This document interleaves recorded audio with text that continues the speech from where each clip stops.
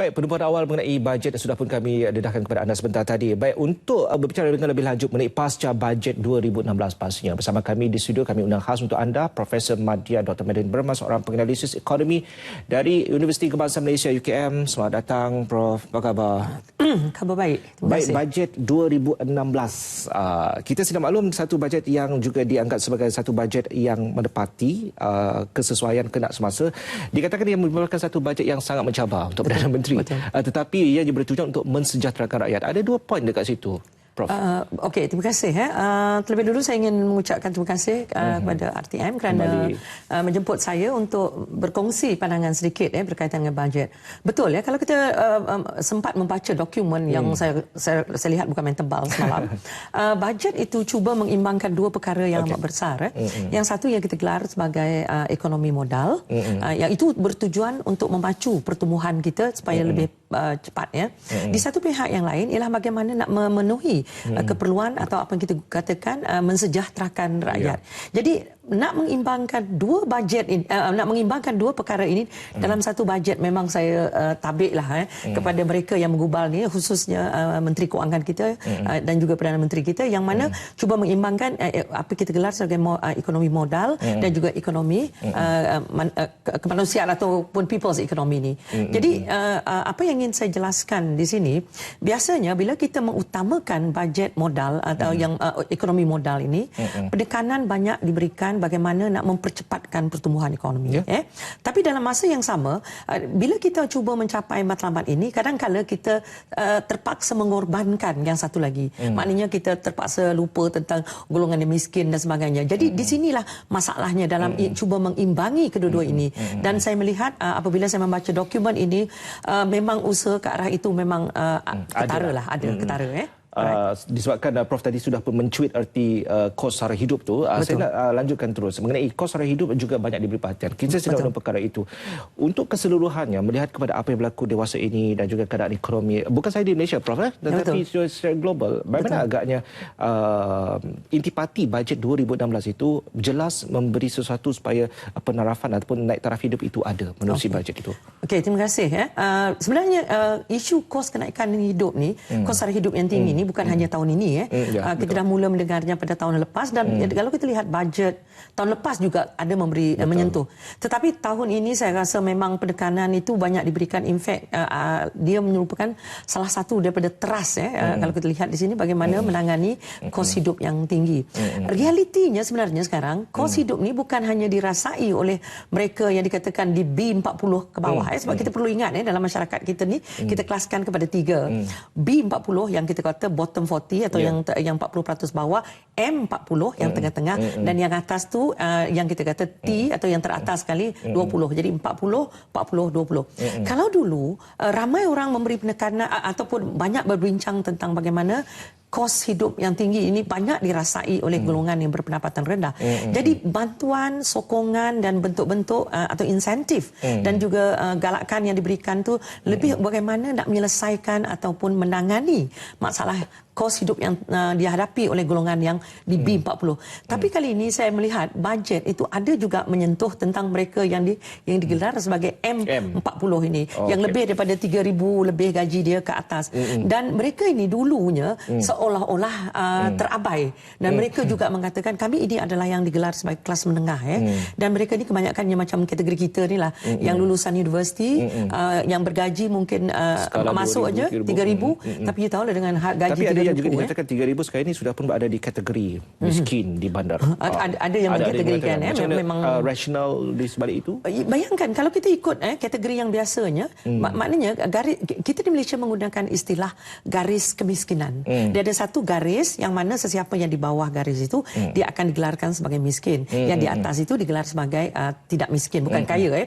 Jadi umumnya garis ini mengambil kira apa kita panggil basket of good untuk memastikan kita mencapai standard yang minimum untuk kelangsungan hidup.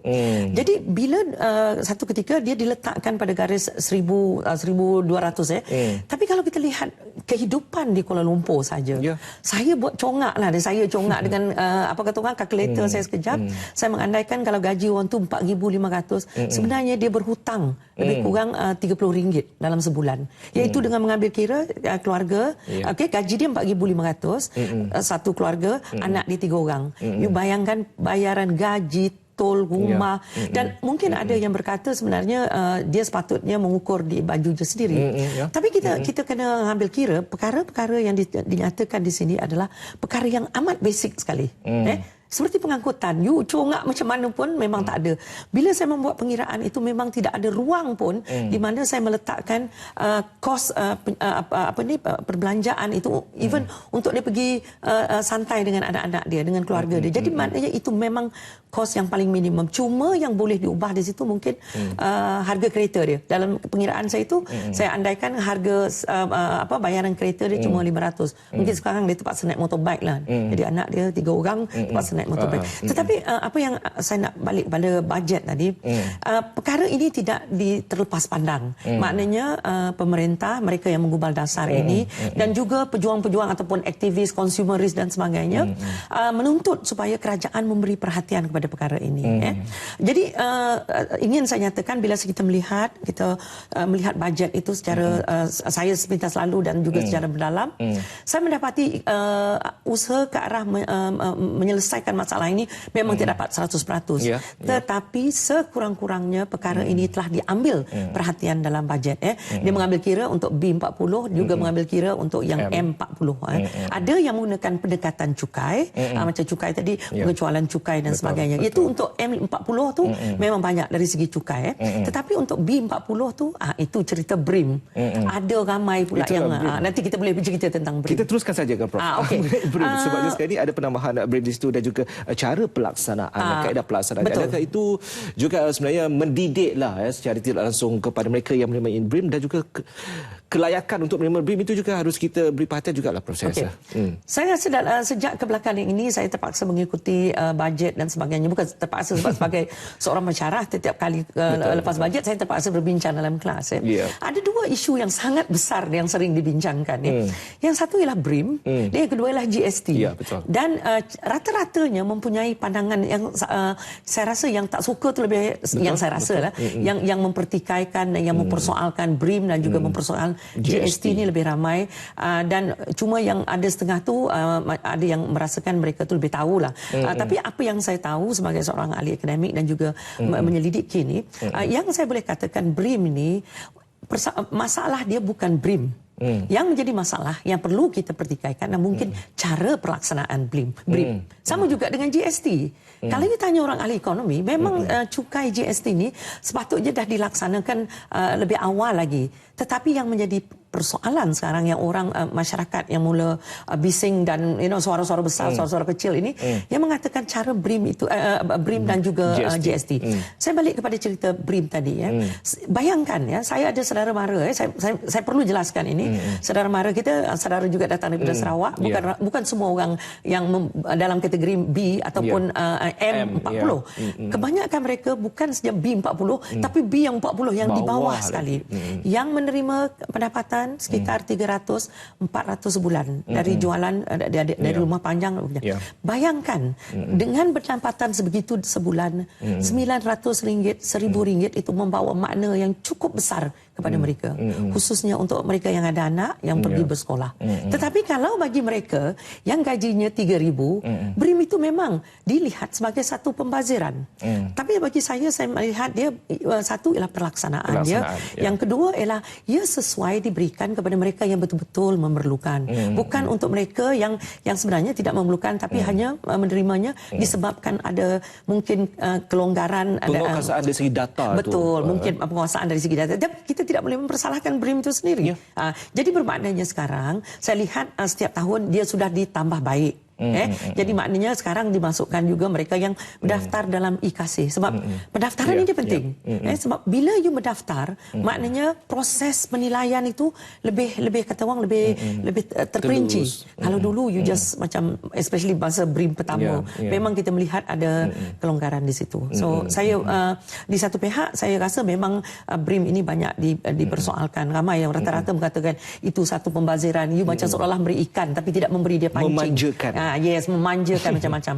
Tapi kita jangan lupa juga kita orang kelas pertengahan juga sering dimanja.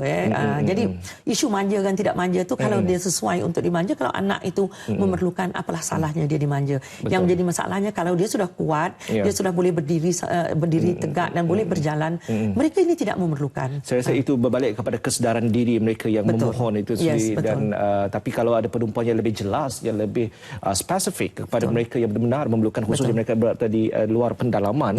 Tetapi kita harus akur juga mungkin kurangnya teknologi ataupun kurangnya hebahan kepada mereka itu menyukarkan menjadi satu barrier dengan izin kepada mereka untuk mendapatkan maklumat yang lebih lanjut, betul lah? Betul. Pelaksanaan tapi sekarang BRIM ini sudah menjadi apa kata orang, sudah hampir semua orang tahu. Cuma satu je yang saya nak minta kalau mereka yang menggubal untuk bajet tahun depan, saya daripada tidak terlalu awal lah. Tidak. Saya berharap mereka akan mengambil catatan ini, iaitu supaya BRIM ini jangan diberikan hanya kepada yang dikategorikan sebagai ketua isi rumah. Sebab biasanya di Malaysia dan juga disebabkan kelaziman, disebabkan adat resam kita, selalunya ketua isi rumah ni ialah kaum lelaki. Jadi saya ramai wanita yang kita temu bual dan juga kita berbincang dengan mereka. Mereka mohon kalau boleh, dia kata BRIM ini disalurkan juga kepada, maknanya selain daripada kaum lelaki ini terus langsung kepada kaum wanita. Sebab selalunya bila RM1 diberi kepada kaum lelaki yang mungkin dia belanja RM80, 80 sen, 20 sen dibagi kepada keluarga dia. Tidak dapat. Ada langsung. Tetapi kalau dia terbalikkan, dibagi kepada seorang wanita, dia Menteri Kewangan. Dia Menteri Kewangan dan dia memastikan kalau RM1 itu 80 sen itu untuk keluarga, dan kadang-kadang dia sendiri yang tidak dapat. Jadi kita harapkan tahun depan, dan saya menghargai sekarang di mana BRIM itu dimasukkan secara bulanan. Walaupun jumlah dia terkumpul, tetapi bulanan. Lagi-lagi teratur lah. Baik, kongsikan terlebih dahulu berita ini. Bajet 2016 yang bertemakan menyejahterakan kehidupan rakyat turut memfokuskan kepada pembangunan belia, dan sebanyak RM900 juta diperuntukkan meliputi bidang sukan, belia dan kemahiran.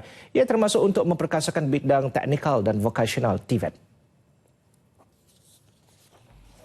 Menurut Ketua Setiausaha Kementerian Belia dan Sukan KBS Datuk Jamil Saleh, TVET mempunyai peruntukan yang besar untuk melahirkan golongan belia yang berkemahiran tinggi dalam bidang berkenaan.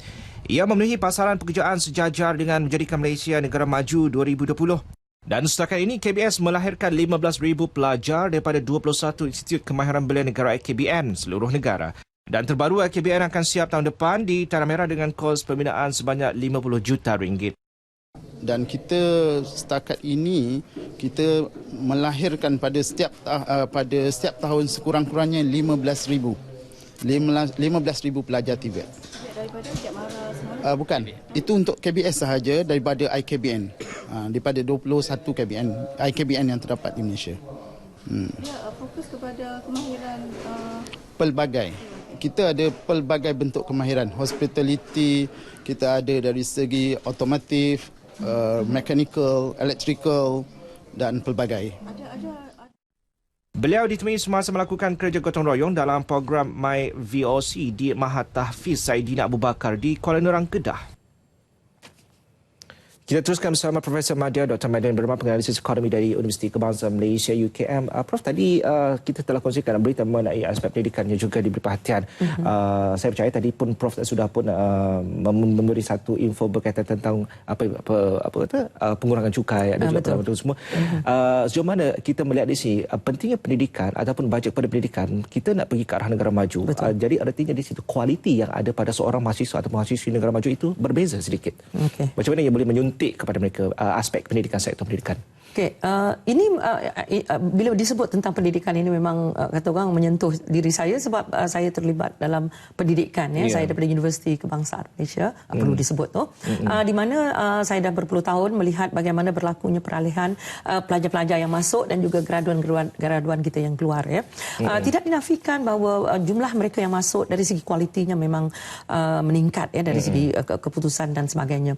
Cuma apa yang yang gusar sedikit kegusaran pada kita ialah dari segi apa yang kita gelar sebagai employability dengan izin, iaitu bermaksudnya bagaimana sejauh mana mereka ini boleh mendapat pekerjaan apa yang berlaku sekarang, memang kita sekarang mengarah ke apa yang digelar sebagai negara maju menjelang tahun 2020 dan untuk mencapai status negara maju ini teras dia, tunjang dia ialah sumber manusia kita. Okey. Dan bila kita sebut tentang sumber manusia ini ada 3 perkara yang amat penting. Pertama, pendidikan. Kedua ialah yang kita gelar sebagai latihan kemahiran dia. Betul. Dan yang ketiga ialah kesihatan ini penting ni. Okay. Apa yang kita lihat dalam bajet ini memang ketiga-tiga perkara ini memang diberi penekanan. Okay. Bila disebut tentang nak mencapai status negara maju sekarang, apa yang banyak diberi penekanan adalah dari segi kemahiran. Sebab untuk menjadi negara maju nak memacu, nak melonjak itu amat penting sekali. Jadi tadi disebut tentang TVET. Memang penekanan terhadap sekolah vocational dan sebenarnya kalau kita lihat banyak peruntukan yang telah diberikan untuk membangunkan sekolah yang dan lebih lagi kepada sekolah-sekolah vocational dan juga yang memberi kemahiran kepada pelajar kita. Dan kita amat mengharapkan supaya pelajar-pelajar kita jangan lagi melihat bahawa sekolah-sekolah sebegini adalah yang kelas 2. Kelas kedua. Hanya mereka yang lulusan universiti. Persepsi kena diubah sekarang. Betul. Sebab sekarang ini kita tidak lagi ada yang kata satu lebih tinggi, satu yang lebih rendah. So jangan takut untuk masuk sekolah-sekolah begini dan sebenarnya kalau kita lihat mereka ini lebih mudah juga mendapat pekerjaan. Betul, sekarang. saya sangat setuju perkara itu. Seringkali kami bangkitkan perkara itu bahawa keboleh pasaran mereka yang berada di ruang teknikal lagilah tinggi. Lagi tinggi, betul. Okey, kita ada lebih kurang dalam 4 minit lagi. Kita nak mengulas sedikit mengenai bajet untuk Sabah dan Sarawak ini. Ada isu-isu yang berkaitan tentang kenaikan gaji yang tidak seragam di antara Sabah dan Sarawak dan juga di Tanah Semenanjung. Macam mana kita nak bagi pencerahan kat situ, Prof? Okey, memang banyak yang menceritakan tentang kenapa di had gaji minimum di Semenanjung lebih tinggi berbanding dengan Sabah dan Sarawak. Pertama sekali saya bersyukur yang kita sekurang-kurangnya ada undang-undang yang mengatakan kita perlu ada had gaji minimum ni. Nah, bila kita bercerita tentang gaji minimum ni bukan suatu yang mudah Dia melibatkan majikan. Yang mereka nak bayar gaji yang nak bayar gaji ni. Selalunya majikan inilah yang agak kata orang agak amat sukar sekali untuk memberi kefahaman kepada mereka bahawa gaji minimum ini amat penting. Jadi walau bagaimana sekalipun yang penting sekarang kita ada had gaji minimum dan saya amat mengharapkan satu hari nanti kita akan mengambil kira kos kehidupan di Sabah Sarawak yang jauh lebih tinggi daripada Semenanjung ni sebenarnya. Jadi had gaji minimum itu perlu mengambil kira perkara itu. Ada kaitan dengan program Satu Harga Sarawak dan Satu Harga Sabah? Oh, itu saya amat suka sekali lah. Tapi dari segi yang saya tahu memang benda itu ada, tetapi nak melaksanakan dia satu cerita yang mungkin amat sukar sekali. Sebab sekarang harga jauh berbeza. Pengangkutan itu. Memang kos pengangkutan. Dan pengusaha sering menggunakan itu sebagai alasan. Tapi bagi saya kalau ada pemantauan dan juga masyarakat kita terdidik dan mempunyai kesedaran tentang itu, khususnya mereka yang ada pendidikan, membantu dari meningkatkan kesedaran masyarakat kita. Okey, juga dibangkitkan lebuh raya Pen Borneo tak betul juga diberi perhatian. Kita maklum itu akan membangkitkan aspek pembangunan. Baik, banyak didedahkan di media mengenai perkara itu. Kita nak kongsi sedikit yang mungkin kurang diberi perhatian. Apa agaknya yang sebenarnya yang juga harus ataupun juga sepatutnya diberi perhatian untuk bajet?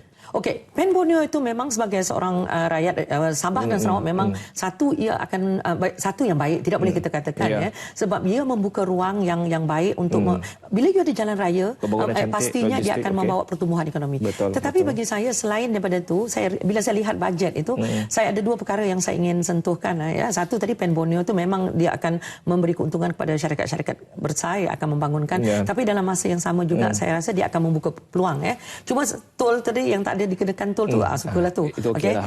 Kita harap dalam masa berpuluh tahun tu benda tu akan kekal. Jangan pula 10 tahun daripada sekarang nanti mereka terpaksa membayar tol. Itu satu. Yang kedua, saya juga sebagai orang daripada Sabah dan Sarawak, daripada Sarawak ini, saya juga ingin melihat lebih banyak lagi jalan-jalan kecil yang menghubung rumah panjang, yang menghubungkan bandar-bandar kecil ini ke pusat dikatakan Rural Transformation Center. Okey, itu satu. Yang kedua, saya ingin juga melihat supaya kos pengangkutan ini diambil perhatian. Minyak, subsidi minyak.